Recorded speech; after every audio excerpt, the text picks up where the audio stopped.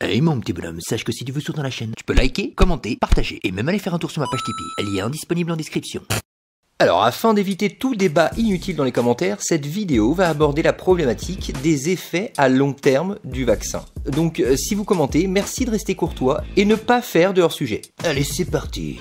D'après de nombreuses personnalités, il semblerait que nous ne connaissions pas les effets à long terme des vaccins ARNM. Oui, ce sont des vaccins, hein, c'est pas une thérapie génique. Et c'est pas moi qui le dis, c'est tonton Raoult. Vous appelez ça vaccin, vous? Oui, c'est un vaccin, oui. D'accord. C'est pas la thérapie génique, non? Non, c'est un vaccin. D'accord. Voilà la réalité.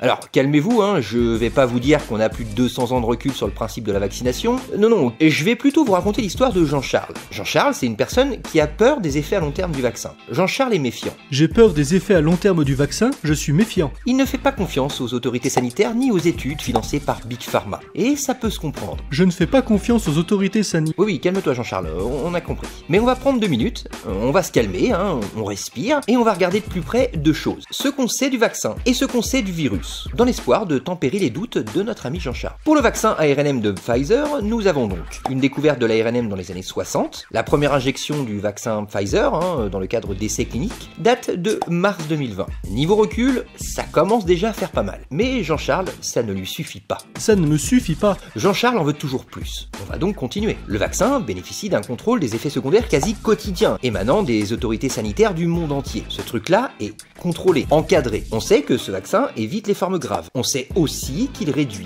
les risques de transmission, source en description. Et enfin, on sait, d'après les études, que le vaccin, c'est l'injection d'une seule protéine du virus, la protéine S. Maintenant, que savons-nous à propos du virus? Quelles sont ses mutations futures? Quelle est l'évolution de sa létalité?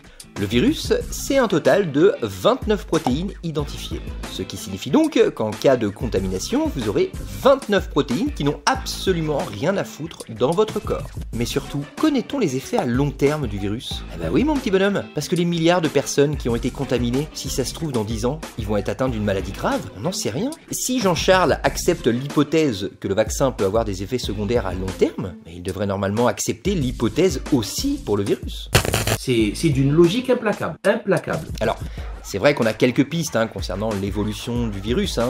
Récemment, le Conseil scientifique britannique a soulevé quelques scénarios possibles, probables, pour l'évolution de la pandémie. Mais tout ça, ce ne sont finalement que des prédictions qui viennent des labos de recherche et des agences de santé. Et on le sait, Jean-Charles ne leur fait pas confiance. Je leur fais pas confiance. Bref, malgré toutes ces inconnues à propos du virus, Jean-Charles préfère ne pas se faire vacciner car il ne connaît pas les effets à long terme du vaccin. Par contre, étrangement, les effets à long terme du virus, l'évolution de sa létalité, de sa contagiosité, ça il s'en fout, et ça lui fait pas peur apparemment.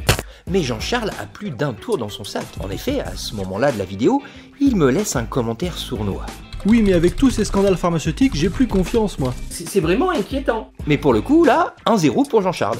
Bien joué, c'est vrai qu'on a dans l'histoire de la médecine scientifique environ une vingtaine de scandales pharmaceutiques, c'est-à-dire des substances qui ont été mises sur le marché et dont la balance bénéfice-risque était au final négative. Oui, c'est arrivé. Mais ça, c'est la partie émergée de l'iceberg. Je suggère donc à Jean-Charles de prendre un petit peu de recul et de prendre en compte les 18 000 substances qui ont été mises sur le marché depuis environ 70 ans. De les mettre à côté de la vingtaine de scandales pharmaceutiques qui ont éclaté au cours de l'histoire.